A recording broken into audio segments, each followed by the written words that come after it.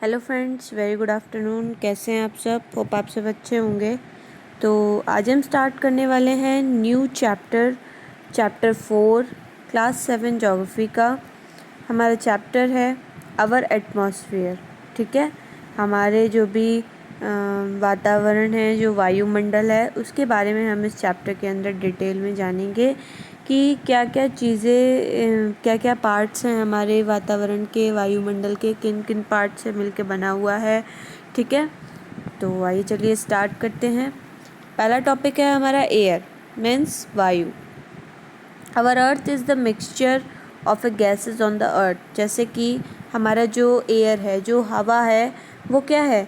Mixture है कई सारे गैसेस का। ये क्या है? एक मिक्सचर है। हमारी पृथ्वी पर जो है, जो हवा प्रेजेंट है, वो उसमें बहुत सारे गैसेस अवेलेबल हैं, मिक्स हैं। Our earth is surrounded by a huge blanket of air. जो हमारी अर्थ है, जो हमारी पृथ्वी है, वो एक बड़े से चादर के, हवा की जो बड़ी सी चादर है, उससे पूरा ढका हुआ है। ठीक है, पूरा घिरा हुआ है, और उसको हम एटमॉस्फेयर कहते हैं, मीन्स वायुमंडल कहते हैं। All living beings on this earth depend on the atmosphere for their survival. कोई भी लिविंग बींग्स मीन्स कोई भी जो जीव जंतु हैं हमारे पृथ्वी पे, वो सारे के सारे हमारे वातावरण पे, वायुमंडल पे ही निर्भर हैं, उसी पे डिपेंड करते हैं।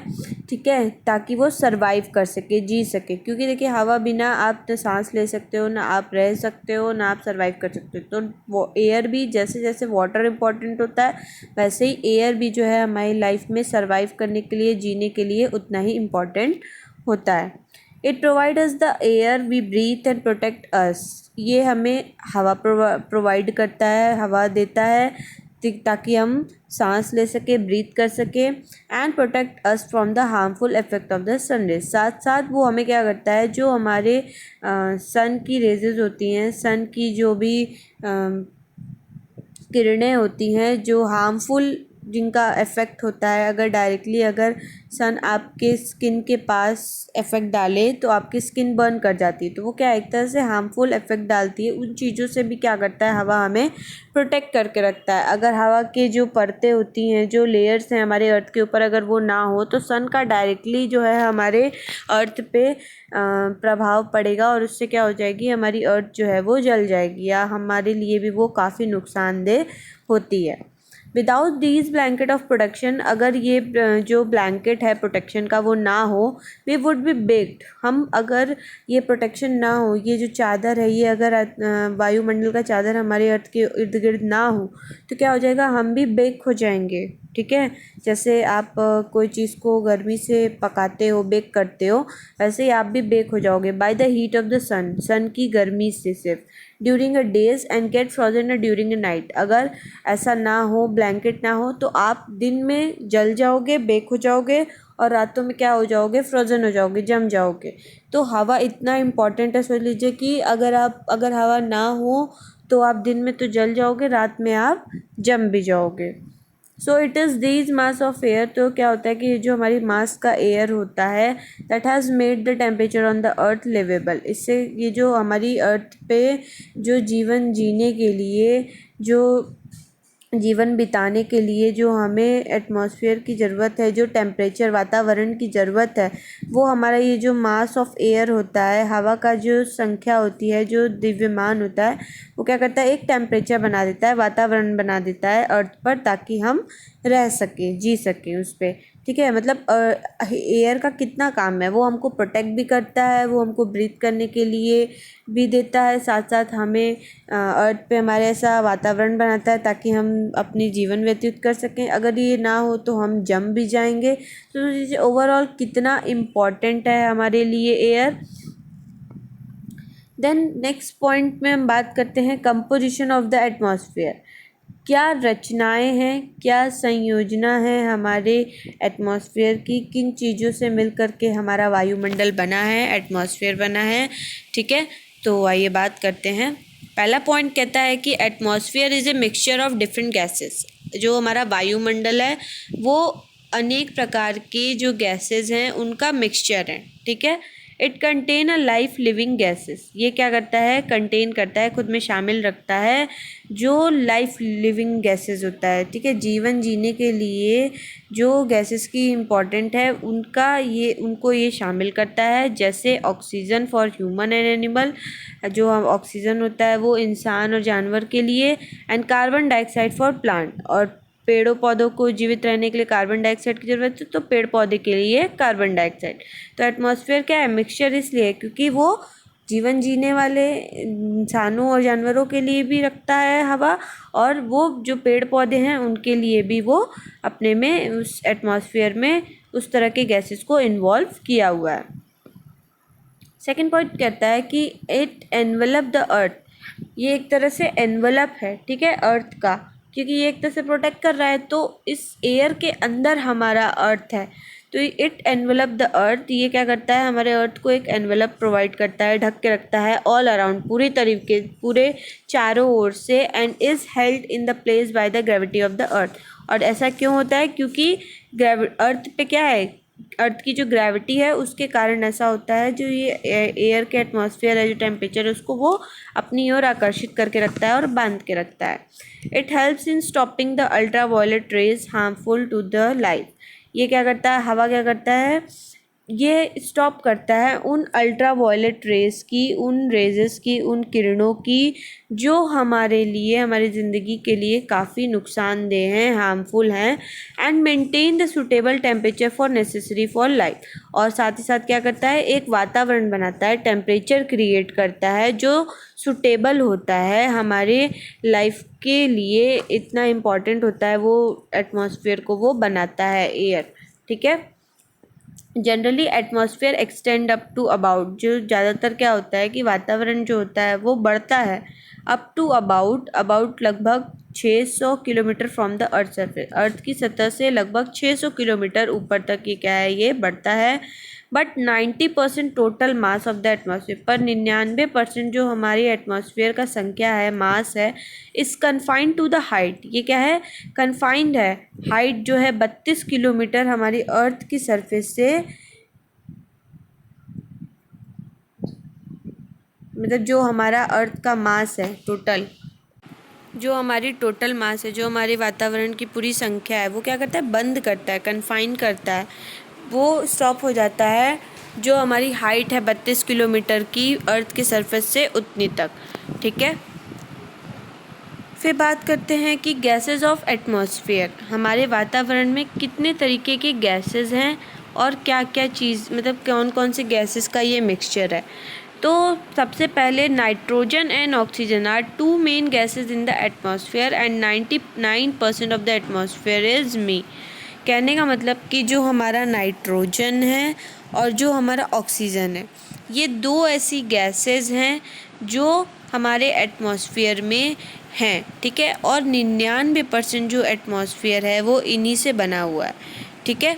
मतलब कि ये एक तरह से हमारे जो वातावरण है, एटमॉस्फेयर है, उसके अंदर नाइट्रोजन और ऑक्सीजन जो है आपको बल्क में मिलेगा, मतलब भारी मात्रा में जो है आपको नाइट्रोजन और ऑक्सीजन देखने को मिलता है, ठीक है।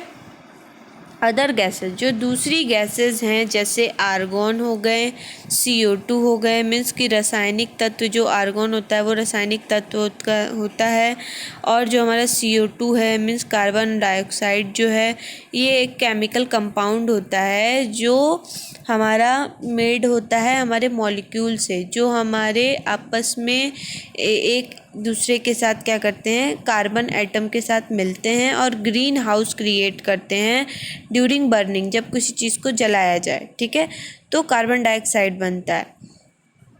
तो आर्गन हो गया रासायनिक तत्व, और जो हमारा CO2 हो गया कार्बन डाइऑक्साइड, नियॉन हो गया, हीलियम हो गया, हाइड्रोजन हो गया। तो ये सारी गैसेस भी हमारे एटमॉस्फेयर में बचे हुए पार्ट में मतलब होती हैं। जैसे 99% हमारा नाइट्रोजन और ऑक्सीजन कवर कर लिया, जब 99% वो कवर कर लिया तो 1% के अंदर जो ये बाकी सारी गैसेस होती हैं, argon, CO2, neon, helium, hydrogen, ये सारे जो हैं वो एटमॉस्फेयर में प्रेजेंट होते हैं, ठीक है। फिर कहता है the position of the gas, जो गैसेस की पोजीशन होती है, स्थान होती है, changes in the higher layer, वो बदल जाती हैं जब एटमॉस्फेयर के ऊपरी लेयर्स में आप जाओ तो जो गैसेस की पोजीशन होती है वो चेंज हो जाती है। इन सच अ वे, इस तरीके से चेंज होती है that oxygen will be almost, जो ऑक्सीजन होता है वो पूरी तरीके से नेग्लिजिबल क्वांटिटी हो जाती है। ठीक है, मीन्स कि आप उसको नेग्लेक्ट कर देते हो।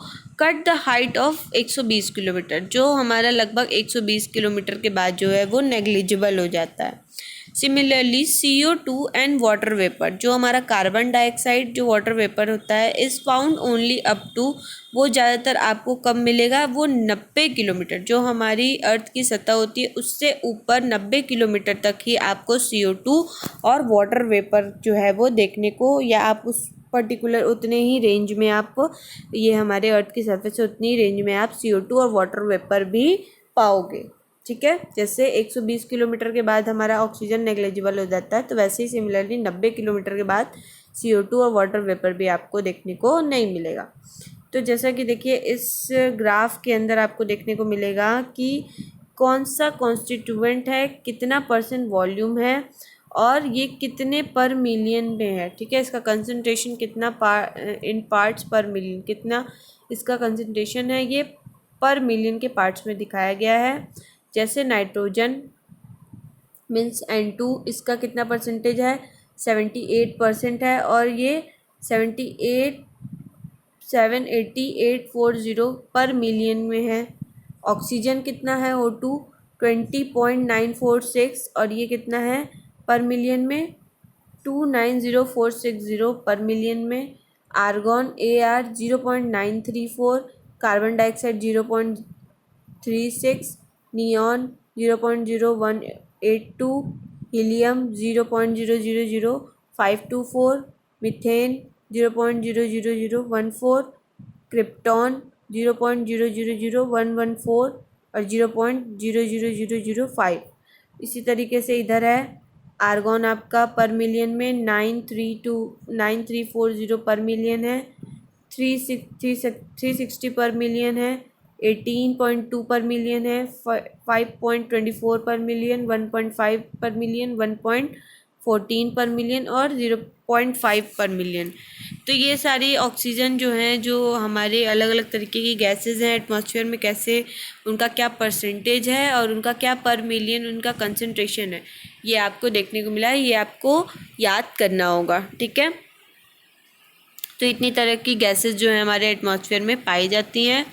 देन बात करते हैं ऑक्सीजन की। तो oxygen constituting only 21% of total volume of atmosphere, जो हमारा ऑक्सीजन होता है, ठीक है, जो हम सांस लेते हैं, जिनके कारण, जिस गैस के कारण, वो केवल 21% जो है वो पूरे एटमॉस्फेयर का, पूरे वातावरण का केवल 21% जो है उसमें अवेलेबल है। टोटल वॉल्यूम हमारे एटमॉस्फेयर का सिर्फ 21% वो कवर किया है।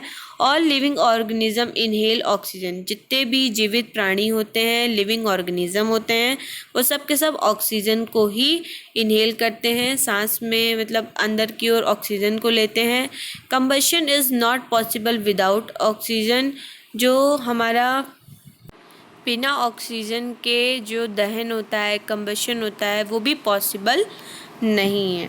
ठीक है, मीन्स कि जितने भी हमारे जैसे जितने भी हमारे लिविंग ऑर्गेनिज़म हैं, जितने भी जानवर हैं, वो सारे जो हैं सब के सब, हम लोग भी जो हैं ऑक्सीजन ही इनहेल करते हैं, जैसे कि, तो ये हमारा ऑक्सीजन जो होता है वो केवल एटमॉस्फेयर में 21% उसका टोटल वॉल्यूम अपने में शामिल करता है उस एटमॉस्फेयर में। और जो जलाव होता है, ठीक है, आप किसी चीज़ को जलाते हो तो वो भी पॉसिबल नहीं होगा अगर ऑक्सीजन नहीं होता है तो। ठीक है, आप किसी चीज़ को जलाना भी चाहोगे तो आप नहीं जला पाओगे, ठीक है, दहन नहीं कर पाओगे। देन बात करते हैं नाइट्रोजन की। तो nitrogen account for 78% of total atmosphere volume, पूरे जो एटमॉस्फेयर है उसका 78% जो वॉल्यूम है वो किसने कवर कर रखा है, नाइट्रोजन ने कवर कर रखा है। ठीक है, व्हेन वी इनहेल, जब भी हम इनहेल करते हैं, सांस अंदर लेते हैं, we take some amount of nitrogen into our lungs, तो हम कुछ अमाउंट जो है नाइट्रोजन भी अपने लंग्स में, फेफड़ों में ले लेते हैं। हमारे ऑक्सीजन के साथ साथ नाइट्रोजन भी हम उसको सांस लेते वक्त ले लेते हैं और वो लंग्स में जाता है, एंड एक्सेल इट, और फिर हम उसको क्या कर लेते हैं, बाहर भी निकाल लेते हैं, एक्सेल इट भी कर लेते हैं। But plants need nitrogen for their survival. पर जो हमारे प्लांट्स होते हैं, जो हमारे पेड़ पौधे होते हैं, उनको सर्वाइव करने के लिए, उनको जीने के लिए नाइट्रोजन की रिक्वायरमेंट होती है। They cannot take nitrogen directly from the air. वो डायरेक्ट नाइट्रोजन को नहीं ले सकते हवा से, ठीक है। जैसे हम हवा से नाइट्रोजन को ऑक्सीजन के साथ इनहेल कर लेते हैं, सांस लेते वक्त उसको अंदर की ओर खींच लेते हैं, वैसे ही प्लांट जो होता है वो एयर के थ्रू डायरेक्टली नाइट्रोजन को नहीं ले पाता है।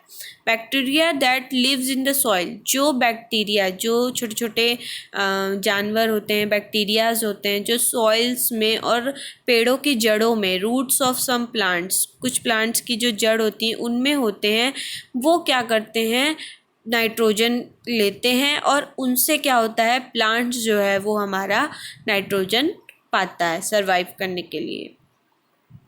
मतलब कि जैसे हम इंसान नाइट्रोजन इनहेल कर लेते हैं, वैसे पेड़ पौधे नहीं कर पाते, तो वो बैक्टीरिया का मदद लेते हैं उस चीज़ को इनहेल करने के लिए। फिर बात करते हैं कार्बन डाइऑक्साइड की, ठीक है। तो कार्बन डाइऑक्साइड क्या होता है, CO2 which constitute only about 0.03 of the dry air. जो सूखी हवा होती है, ड्राई एयर होती है, उसका सिर्फ 0.03 के आसपास जो है वो परसेंटेज जो है CO2 का हमारे एटमॉस्फेयर में, हवा में अवेलेबल है। इट इज़ ट्रांसपेरेंट, ये ट्रांसपेरेंट होता है to the incoming solar radiation, जो हमारे सोलर रेडिएशन के थ्रू आता है, but opaque to the outgoing terrestrial radiation. पर क्या होता है कि ये जो होता है बेसिकली ट्रांसपेरेंट होता है, ठीक है।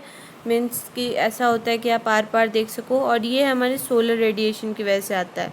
मीन्स कि जो हमारी सन से निकलने वाली जो रेडिएशन होती है, जो किरणें होती हैं, विकिरण होती हैं, उनसे आता है। पर ये जो होता है अस्पष्ट होता है, ओपेक्यू मीन्स अस्पष्ट होता है to the outgoing terrestrial radiation, जो जाता है बाहर की ओर, आउटगोइंग होता है मीन्स जो स्थलीय रेडिएशन होते हैं, जो हमारे स्थलीय किरणें होती हैं, विकिरण होते हैं, उनको काफ़ी ये अस्पष्ट रखता है, ओपेक्यू रखता है, ठीक है। फिर कहता है कि ग्रीन प्लांट्स थ्रू फोटोसिंथेसिस, जो हमारे हरे भरे पौधे होते हैं, ग्रीन प्लांट्स होते हैं, वो क्या होता है, फोटोसिंथेसिस, ठीक है। मीन्स कि प्रकाश संश्लेषण जिसको कहते हैं, फोटोसिंथेसिस होता है, ठीक है। एब्जॉर्ब CO2, उस टाइम में क्या करते हैं, फोटोसिंथेसिस के टाइम में क्या करते हैं, कार्बन डाइऑक्साइड को एब्जॉर्ब करते हैं फ्रॉम द एटमॉस्फेयर। जो हरे हरे पौधे होते हैं, हमारे जो भी हमारी पेड़ पौधे होते हैं, वो क्या करती हैं ना कि वो बेसिकली जब फोटोसिंथेसिस होता है, फोटोसिंथेसिस होता क्या है, बेसिकली ये एक प्रोसेस होता है जिसके थ्रू ग्रीन प्लांट्स क्या करती है, अपने कन्वर्ट करती है CO2 और वाटर को फूड में, ठीक है। कार्बन डाइऑक्साइड जो वो लेती है, जो पानी वो एब्जॉर्ब करती है, उसको अपने खाने में और अपनी एनर्जी को यूज़ करती है जो सनलाइट से आती है, और उसको खाना की तरह यूज़ करती है, जो हमारे ग्रीन प्लांट्स होते हैं। तो फोटोसिंथेसिस उसी को कहते हैं बेसिकली, मीन्स प्रकाश संश्लेषण जिसको कहते हैं। तो जब ग्रीन प्लांट फोटोसिंथेसिस करती है, या थ्रू फोटोसिंथेसिस के वो क्या करती है, एब्जॉर्ब करती है CO2 को, कार्बन डाइऑक्साइड को, फ्रॉम द एटमॉस्फेयर, वातावरण में से, and use it to manufacture a food, और उसको यूज़ करती है ताकि वो अपना खाना बना सके, ठीक है। देन बात करते हैं ओजोन की। तो अब हमारा ओजोन क्या होता है, ठीक है। तो ओजोन क्या है, ओजोन 0 और 3 मीन्स कि जो हमारा ऑक्सीजन होता है, या जो हमारा O3 होता है, ओजोन होता है, इज़ अनदर इम्पॉर्टेंट गैस। ये भी हमारा एक इम्पॉर्टेंट गैस होता है हमारे वातावरण में, एटमॉस्फेयर में, which actually a type of oxygen. ये एक्चुअली में एक ऑक्सीजन मॉलिक्यूल्स का टाइप होता है, जो कंसिस्ट करता है 3 इंस्टेड ऑफ 2 एटम। ये जो हमारे 3 के बजाय ये क्या करता है, 2 एटम को कंसिस्ट करता है खुद में। मतलब कि जैसे ऑक्सीजन जो है हमारा वो O2 होता है, ठीक है।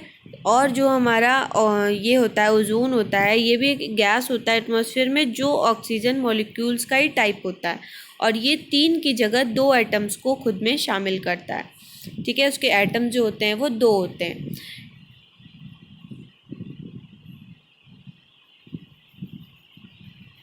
मतलब 2 के बजाय वो 3 जीरो, मतलब जैसे देखिए जो ऑक्सीजन होता है वो ऐसे होता है और O2 होता है, इसके एटम्स जो होते हैं वो 2 होते हैं, पर ये जो होता है ओजोन जो होता है वो 3 रखता है। तो 2 की जगह वो क्या करता है 3 एटम्स को अपने में रखता है। It is between 20 kilometre and 25 kilometre altitude. ये लगभग 20 किलोमीटर से 25 किलोमीटर एल्टीट्यूड के बीच में होता है। That the greatest concentration of ozone are found. वहाँ पे आपको बहुत ज़्यादा ही केंद्र तरीके से, बहुत ज़्यादा ही आपको वहाँ पे ओजोन जो है वो आपको बड़े पैमाने पे कंसनट्रेटेड केंद्रित तरीके से वहाँ पे आपको मिलेगा 20 किलोमीटर से 25 किलोमीटर हमारे एल्टीट्यूड से। ठीक है। Ozone play a crucial role in blocking the harmful ultraviolet rays from the sun. जो हमारी अल्ट्रावायलेट रेज आती है, जो हमारी नुकसान देने वाली जो किरणें होती हैं जो हमारे सन से निकलती हैं, ठीक है, उनको क्या करता है ये रोकता है।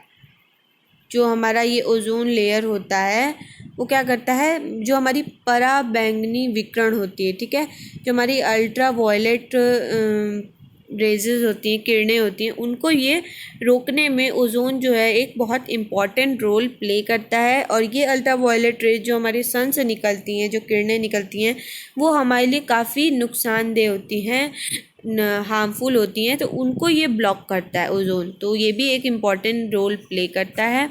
फिर ग्रीन हाउस इफ़ेक्ट की बात करते हैं। तो ग्रीन हाउस इफ़ेक्ट क्या होता है, ये एक प्रॉब्लम होता है जो इनकॉज्ड होता है, मीन जो पैदा होता है जब हमारी क्वांटिटीज़ में इंक्रीज़ हो जाता है, गैसेस की क्वांटिटी जब बढ़ जाती है, जैसे CO2 हवा में बढ़ जाएगा, राइज इन अर्थ टेम्परेचर, हमारी पृथ्वी का जो वातावरण होगा, टेम्परेचर होगा, वो बढ़ जाएगा, क्योंकि आप वहाँ पे नए नए जब गैसेस बिल्ड होने लगते हैं अर्थ के आसपास, तो ऐसा होता है, तब क्या होता है हमारी ग्रीन हाउस इफ़ेक्ट होता है। जैसे कि लोग कहते हैं ना कि बहुत ज़्यादा पॉल्यूशन हो रहा है तो उसकी वजह से एटमॉस्फेयर चेंज हो रहा है, तो वो एक तरह से कहीं ना कहीं ग्रीन हाउस इफ़ेक्ट डालता है।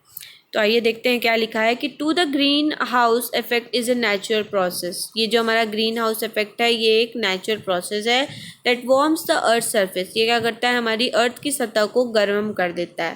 When the sun energy reach the earth, जब हमारी सन की जो एनर्जी होती है वो अर्थ के एटमॉस्फेयर तक पहुंचती है, some of it is reflected back to space. तो उसमें से कुछ ऐसी होती हैं जो स्पेस में, जो हमारे अंतरिक्ष में वापस से रिफ्लेक्ट होके, ठीक है, मीन्स वापस, जैसे किसी चीज़ की शीशा है, रोशनी पड़ती है तो वापस रिफ्लेक्ट होके वापस पीछे जाती है ना, तो उसी तरीके से क्या होता है कि जब सन की एनर्जी अर्थ की एटमॉस्फेयर में आती है, रीच करती है वहाँ तक, तो कुछ उसमें से क्या होता है कि वो रिफ्लेक्ट हो जाती है, वापस से मुड़ करके अंतरिक्ष में चली जाती हैं। And rest is absorb by green house gases. और जो बाकी बची हुई होती हैं एनर्जीज़ जो एटमॉस्फेयर में आती हैं हमारे अर्थ के, वो एब्जॉर्ब हो जाती हैं ग्रीन हाउस गैस के द्वारा। मीन्स कि कुछ जो होती हैं वो वापस चली जाती हैं, कुछ जो है वो एब्जॉर्ब कर लेता है हमारा green house. Green house gases include, green house gas क्या करता है, इंक्लूड करता है वाटर वेपर, भाप को, कार्बन डाइऑक्साइड को, मीथेन को, नाइट्रोजन को, ऑक्साइड को, ओजोन को, सम आर्टिफिशियल केमिकल्स भी जो होते हैं, जो हमारे आर्टिफिशियल केमिकल्स होते हैं जैसे क्लोरोफ्लोरोकार्बन, CFC, इन सारी चीज़ों को ग्रीन हाउस गैस भी अफेक्ट, मतलब अपने में शामिल करता है, इंक्लूड करता है। Without these greenhouse gases, बिना इन ग्रीन हाउस गैसेज के the earth would have been too cold to live in. जो अगर ये सारी गैसेज अगर हमारे पृथ्वी पे ना हो तो इतना ठंडा हो जाएगा हमारा पृथ्वी कि हम उस पर रह भी नहीं पाएंगे, बहुत ज़्यादा वहाँ पे ठंड हो जाएगी। ठीक है, तो ग्रीन हाउस गैस में क्या होता है, methane CH4, nitrous oxide, carbon dioxide CO2, ozone O3, chlorofluorocarbon CFC, carbon monoxide CO, sulphur dioxide SO2। ठीक है, तो इस वीडियो के लिए अंदर इतना ही। अगर आपको इस टॉपिक से रिलेटेड जितना भी मैंने आप लोगों को एक्सप्लेन किया है उससे रिलेटेड कोई भी इशू होता है तो आप कमेंट सेक्शन में कमेंट करके पूछ सकते हैं। And thank you so much. Next video में हम अपने नेक्स्ट पार्ट को डिस्कस करेंगे।